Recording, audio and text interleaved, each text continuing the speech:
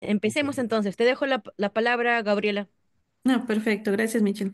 Bueno, el día de hoy tenemos el gusto de presentar la charla Biocontroladores endófitos mediante encapsulación a cargo de Johan Jesús Espinosa Maldonado. Eh, Johan es un profesional especializado en biotecnología molecular aplicada al control biológico de enfermedades. Es licenciado en laboratorio clínico y gerente propietario de una empresa del sector. Cursó una maestría en biotecnología molecular en el Centro de Investigaciones Biotecnológicas del Ecuador, CIBE, de la ESPOL, donde desarrolló una tesis enfocada en el uso de biocontroladores endófitos como tricoderma, encapsulados para mejorar su eficacia en la protección de cultivos. Agradecemos la presencia y la participación de Johan. Muchas gracias y le doy el pase para que pueda también compartirnos su experiencia. Bueno, sí se escucha bien, ¿no? Sí, así es, escucha Ya, perfecto. oh, correcto. Bienvenidos a todos los amigos que hacen ciencia a nivel de toda Latinoamérica.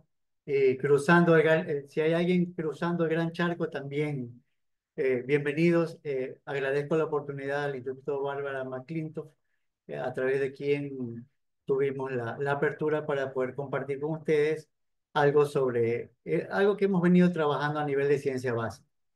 Si bien las ómicas nos facilitan la vida, yo soy un enamorado de la ciencia básica porque nos permite ir aplicando la ciencia escalonadamente, haciendo todo lo que es una detección polifásica de hongos, microorganismos benéficos que al final ayudan a que nuestros cultivares sean de mejor calidad, sean más sanos, más sustentables por la misma razón. Entonces quiero compartirles un pequeño trabajo que hicimos sobre darle un plus al género Tricoderma, que de por sí es un género bastante noble, bastante fuerte en lo que es biocontrol, y quisimos proveerle una protección adicional para que tolere el estrés biótico, abiótico, las inclemencias de la intemperie, la temperatura, el desecamiento, para tratar de que sea más fuerte e inclusive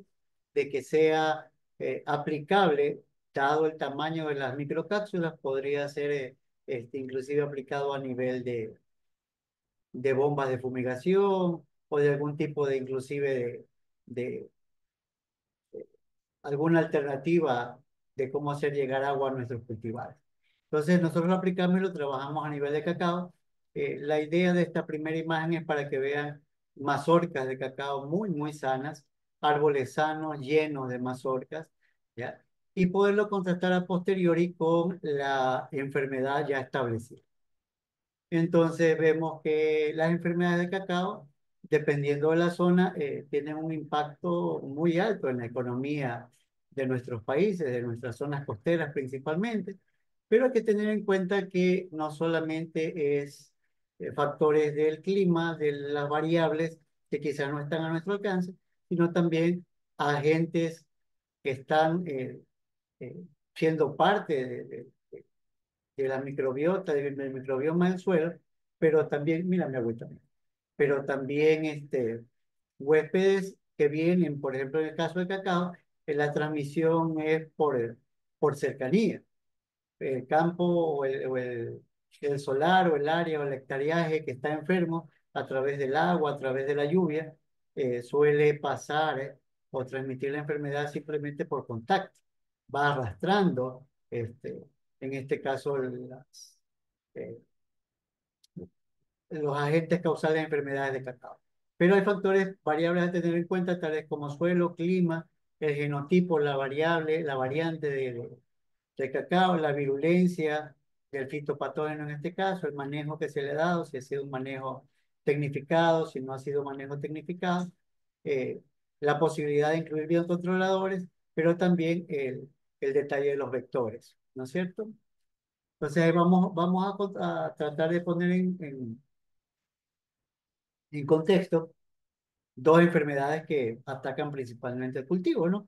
Ustedes ven allí cómo hay una deformación, cómo hay un daño a nivel floral, a nivel del cacao, y cómo afecta directamente a las mazorcas. En el extremo superior derecho, perdón, están las mazorcas que parecen tiznadas, que parecen quemadas, y eso se debe a la monilia perniciosa o moniliopora perniciosa, común en nuestros cultivares acá, también llamada escoba de bruja por cómo deforma las ramas y crea un símil, en este caso con una escoba de bruja, ¿no es cierto? Ahí vemos del lado derecho, podemos ver en la imagen ya las mazorcas afectadas, dañadas, los cojinetes florales son atacados directamente y presentan diferentes síntomas que afectan su desarrollo o no las hacen viables para poder ser cultivadas y poder ser industrializadas o comercializadas.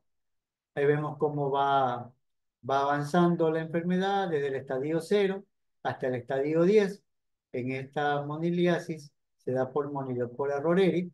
En cambio, uno ve el, la mazorca cubierta de un polvillo blanco, tipo, eh, tipo nieve, digámosle así, que hace que la parte visual no sea nada agradable y que internamente vaya afectando a la mazorca hasta hacerla inviable. Esta enfermedad manifiesta síntomas dispersos según la edad del fruto y los daños varían de acuerdo al manejo del cultivo, al ambiente, a la semilla de cacao. Por eso generalmente el INEAP libera la CN51, que es una, por lo menos acá en mi país, que es una variedad más resistente a las enfermedades. La afectación es rápida y los daños son bastante fuertes. Generalmente a nivel de campo hay dos estrategias de control, el control cultural y el control químico, al cual nosotros estamos acostumbrados, este, agroquímicos que realmente no son amables con la naturaleza, no son ecosustentables, y el control cultural, que también no es tan efectivo porque libera esporas al ambiente, porque quizás realizar la quema o el enterramiento de las mazorcas afectadas necesariamente no implica que a través de la red de rizósfera no haya una contaminación mayor entre plantas. Pero el agricultor hace lo que puede y se maneja de acuerdo a la parte tradicional. ¿Cuál es la propuesta? Utilizar biocontroladores ya conocidos, ya aislados, caracterizados, como el caso del tricoderma. El control biológico no es más que un ente controlado por otro, un organismo controlado sea por producción de metabolismo secundario, por rapidez de crecimiento, pero que es controlado por otro microorganismo. Y se trabaja bastante en lo que es antagonismo. Un, un biocontrolador es antagónico a dos o tres cepas, probablemente de hongos, ¿ya? Que hace que se retrase el crecimiento, que sea mayormente controlado y que sea de fácil aplicación. Aparte, tiene que generar una colonización efectiva de la rizósfera, que es toda la zona alrededor de la raíz, que estimule la defensa de forma natural o adquirida de las plantas. Por eso es que llegaremos a la conclusión a posteriori de que tricoderma se transforma en un endófito. A través de la raíz empieza a formar parte de la misma planta, activando con mayor rapidez su sistema de defensa de acuerdo cuando sea el caso. Que tenga antagonismo múltiple, que sea específico hacia ciertos tipos de agentes infecciosos, tiene que tener una alta capacidad de diseminación en el ambiente en el cual se aplica y ser genéticamente estable, o sea, no modificar mayormente el cultivar al cual es aplicado y mantener una estabilidad genética por sí mismo. El control biológico por medio de endófitos, entonces nosotros, entre todos los agentes, nosotros escogimos tricoderma por su factibilidad de transformarse en endófito dentro de un cultivar de cacao, porque las pérdidas dentro de los cultivares están entre el 60 y 80%, y había que generar una respuesta rápida, flexible, económica, de fácil aplicación y que lleve un plus, porque ya tricoderma se estaba aplicando de manera líquida, se estaba aplicando en el cultivar, inclusive mezclándola con algún carbohidrato, tipo melaza, para mantenerla activa biológicamente, pero no siempre el campesino lograba mantener un número de conidias que sean viables para poder replicar y para que la tasa efectiva sea mayor. Acá en alguna ocasión tuvimos un agricultor que nos trajo lo que él estaba poniendo y era melaza como carbohidrato, como activante, como fuente de energía y un frasquito con tricoderma. Hicimos la detección básica, polifásica de tomar una porción, ponerle en una cámara de Neubauer para ver cuántas conidias activas había y había entre 2 y 4 en toda la cámara. Entonces realmente estaban poniendo agua con azúcar, simplemente agua al cultivar. Entonces, en la parte de abajo, verán un estudio que se hizo acá a nivel de CIBE, ahí están los autores, en los cuales se identificó endófitos de cacao y se probó su capacidad antagonista contra 6 patógenos fúngicos, ¿no es cierto? Entonces, vamos viendo qué tan noble es tricoderma. Es un inhibidor de hongos que puede ser aislado, caracterizado, se puede hacer bioprospección a nivel de tricoderma en los mismos suelos que rodean a los cultivares para tener un hongo adaptado a la zona. No es lo mismo comprar una cepa ya industrializada, producida en otro sector, o en el caso en la sierra de mi país, a comprar o hacer bioprospección de una cepa propia o nativa. Obviamente la capacidad de adaptación va a ser mucho más. Produce enzimas de degradación, produce celulasa, quitinasa, glucanasa, producción de metabolitos secundarios, estimula el crecimiento vegetal, aumenta la resistencia sistémica porque activa todo lo que es la- los sistemas de defensa de la planta. Compite por sustrato, compite por espacio con los patógenos del cultivar en mención. El comportamiento de los dos, pues bueno, se va a ver por la capacidad micoparasitar, por la capacidad de tricoderma de atravesar, de estrangular, tipo una boa constrictora.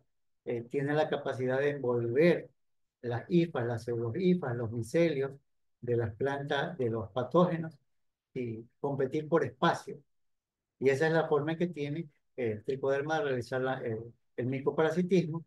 Y también tiene antibiosis. La antibiosis la podemos evidenciar con todos los metabolismos tóxicos y metabolismos secundarios que produce frente al patógeno oportunista en este caso, ¿ya? Sean estos volátiles o no volátiles, y inhiben el desarrollo de del patógeno en este caso. ¿Qué plus le quisimos dar? Nos dimos cuenta que estaba sometida a altas temperaturas, a estrés biótico, a bióticos con la capacidad de desecarse, ¿ya? Revisamos insertos de diferentes productos comerciales en los cuales se recomendaba aplicar el producto, el bioproducto, muy en la mañana o al terminar la tarde para favorecer su mejor desarrollo. No recomendaban un horario un poquito más tarde o más temprano, en el caso de la tarde, para evitar que haya desecación, para evitar que el tricoderma sea modificado, sea alterado por la temperatura. Entonces nosotros empezamos a buscar combinar biopolímeros, biomateriales, combinaciones de sustancias, sistemas biológicos, con matrices poliméricas en las cuales podamos incluir aminoácidos, azúcares, como activadores o como carbohidratos para que se pueda sostener el metabolismo del tricoderma, porque de otra manera terminaría siendo inviable.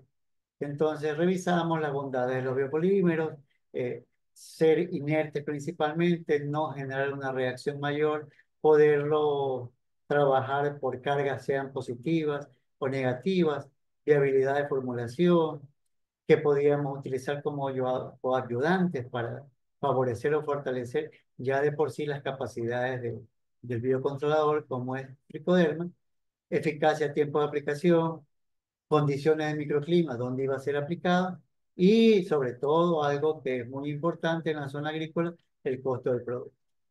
Tratamos de combinar quitosano con alginatos. Los alginatos han demostrado ser eh, de fácil asociación con otros productos, demostrado ser productos muy nobles, tienen una biodegradabilidad aceptable, estabilidad aceptable, tienen porosidad, permiten el intercambio eh, externo e interno dentro de la cápsula o dentro de del biopolímero que se haya desarrollado.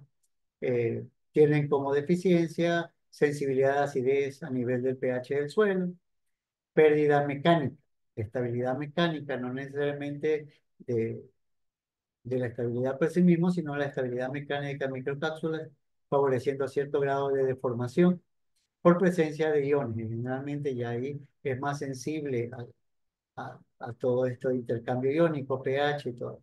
Y la trazabilidad se va reduciendo progresivamente. Por tanto, la necesidad de combinar, no solamente utilizar alginatos, sino también utilizar quitosano.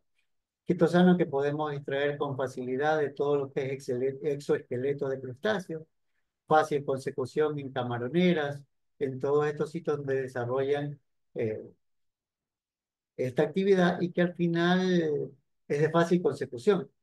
Quizás podría variar dependiendo del sitio, la calidad de producto, que sea un quitosano de un peso molecular bajo, mediano o alto, por lo cual habría que ir controlando las formulaciones a ver con cuál formulación o con qué peso molecular de quitosano nos produce un mejor resultado. La aplicación de quitosano tiene efectos positivos, crecimiento de plantas, estimula germinación de semillas, estimula raíces, retoños, hojas, y se sugiere incrementa la velocidad y magnitud de la respuesta de defensa de la planta para impedir que una infección progrese con mayor rapidez. Es biocompatible con alginato y generalmente se utiliza en bioingeniería de materiales. Nosotros lo que tratamos de aquí utilizar fue la metodología de gelificación iónica, en lo cual, si pueden ver en la parte superior, se trabajó con cloruro de calcio, con quitosano y una matriz de alginato que nos permita incorporar o mezclarlo con el tricoderma. Y la inmovilización celular es como la ubicación de las células viables, obviamente, en una región específica de manera natural. Eh, y que tengan una actividad catalítica, metabólica, deseada o estable en el tiempo. En este caso, más se conoce dentro de los términos americanos como inmovilización de carriers de biomateriales, le confiere mayor grado de resistencia a los microambientes a su alrededor y que son necesarios para que el biocontrolador se desarrolle de una manera efectiva. Las referencias de los datos están en las partes inferiores o están entre paréntesis, ¿no? Desarrollamos una encapsulación de manera básica con una reticulación, con el método de gelificación iónica, en lo cual se produjo al final eh, cápsulas de mayor o menor igual tamaño, en las cuales se suspendieron en cloruro de calcio para generar al final su almacenamiento. Realizó una reacción química bastante básica, que hasta la podemos ver ahorita en los programas de cocina. ¿Eh? Gelificación para producir capsulitas pequeñas, pero en este caso contenían ya tricoderma, ¿no? Entonces, nuestro objetivo fue ya tener cepas caracterizadas, incluirlas en micropartículas, ver su tasa de crecimiento radial frente a diferentes patógenos y evaluar su capacidad antagónica contra el hongo en cápsula. Esos fueron nuestros objetivos básicos. Aquí hay improntas para ver la morfología. Estas fueron las cepas caracterizadas que teníamos disponibles. Escogimos entre todas cepas de Trichoderma marciano, Trichoderma perellum. Hicimos las respectivas improntas con azul de algodón o azul de lactofenol para poder ver morfología. En la parte de arriba vemos morfología para realizar polifásicamente la caracterización.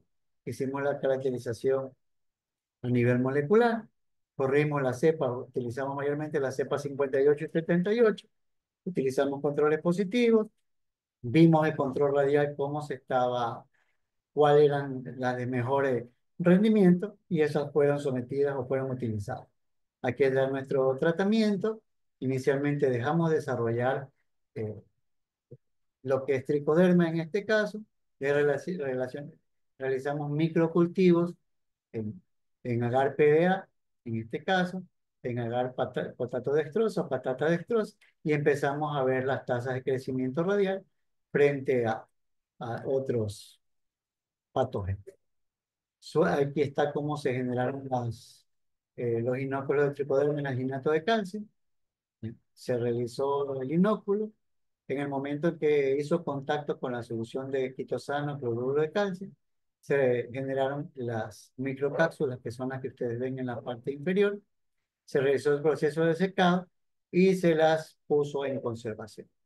Obviamente aquí estamos trabajando con pipetas de 10 microlitros y de acuerdo al calibre de la pipeta, el calibre de la punta, obviamente vamos a tener mayor o menor tamaño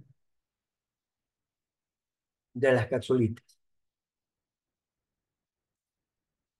Vemos un acercamiento, ahí conseguimos un microscopio de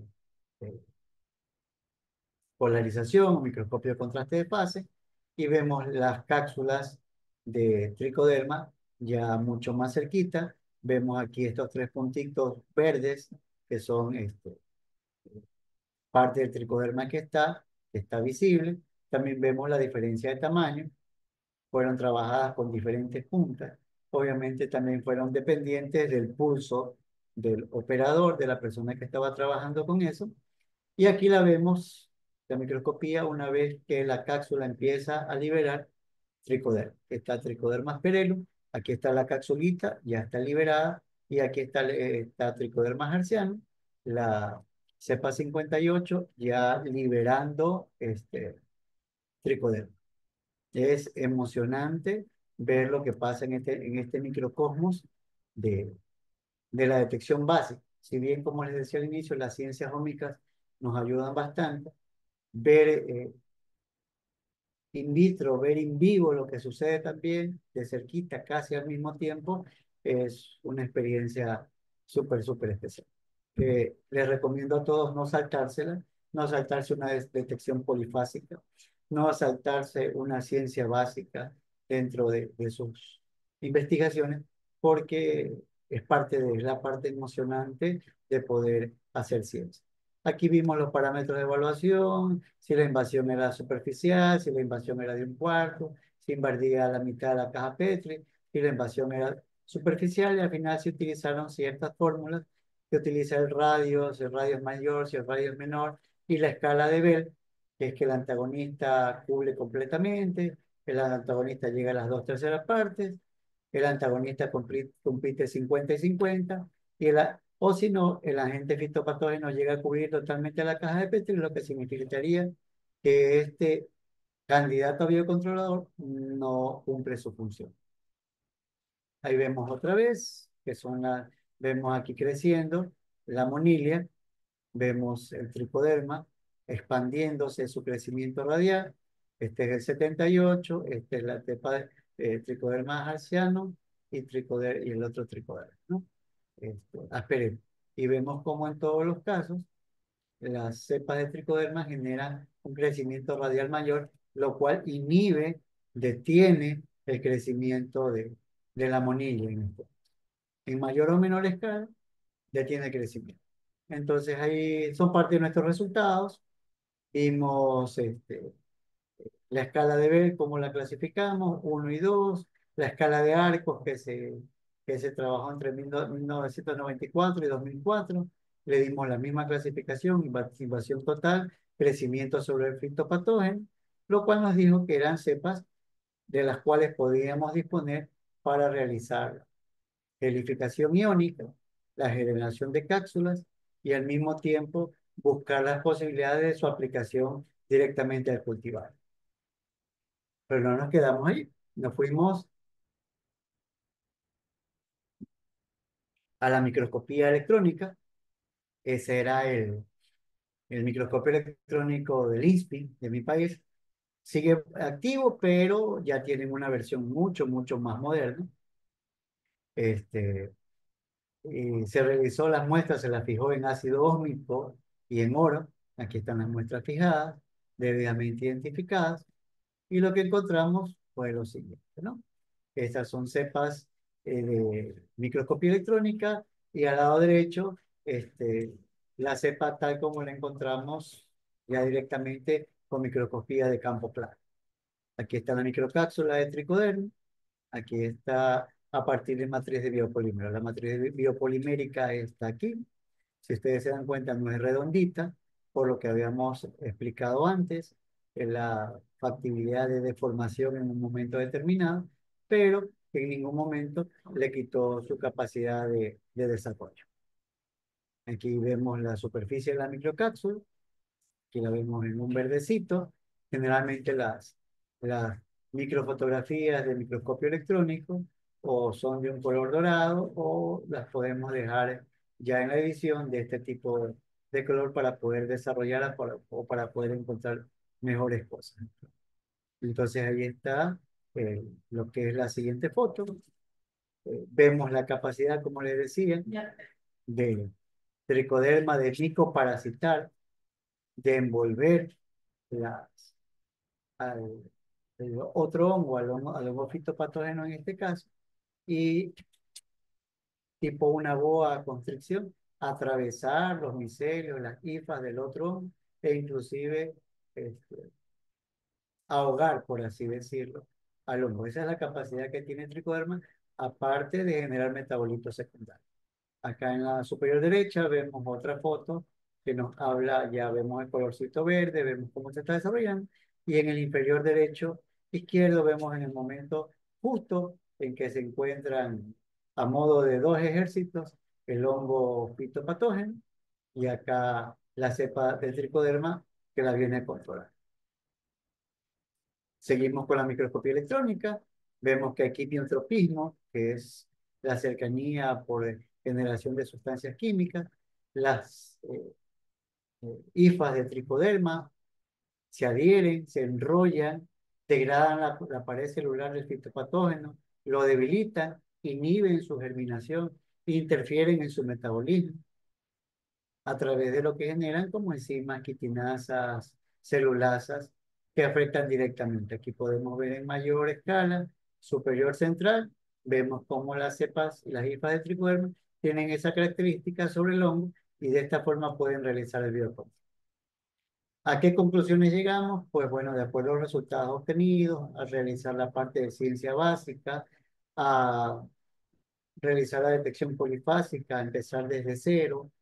Obviamente esto abre la puerta a que se pueda trabajar con proteómica, con ciencias ómicas acá, para que puedan obtener resultados mayores, pero para el estudio que realizamos nos caía bastante bien evidenciar que tricoderma eh, mantenía en el tiempo su capacidad antagónica, pero al mismo tiempo era posible darle un plus para favorecer que sea más resistente a los factores ambientales, al estrés biótico y abiótico y a cualquier otra variable no sujeta a control metodológico como las anotadas anteriormente, ¿no?